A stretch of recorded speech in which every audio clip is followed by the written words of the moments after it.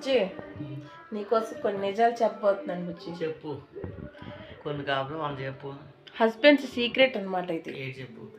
ఏదని చెప్పామనుకో నో అని డైరెక్ట్గా చెప్పకుండా చేద్దాం, చూద్దాం, ఆలోచిద్దాం. ఫోన్లో చెప్పాను అనుకో ఇంటికి వచ్చి మాట్లాడతానులే, సరేనా? అవునా కాదా? అవునా కదా చెప్పు. నో అని చెప్పకుండా ఇండైరెక్ట్గా చెప్తారు ఏదైనా, అవునా కాదా? నువ్వేం చెప్తే ఫీల్ అవుతావు కదా, అందుకని. ఫీల్ అవును, వీళ్ళకి మాత్రం ఫీల్ కాదు మరి. ఈరోజు కొన్ని నిజాలు చెప్పనా? చెప్పుకో.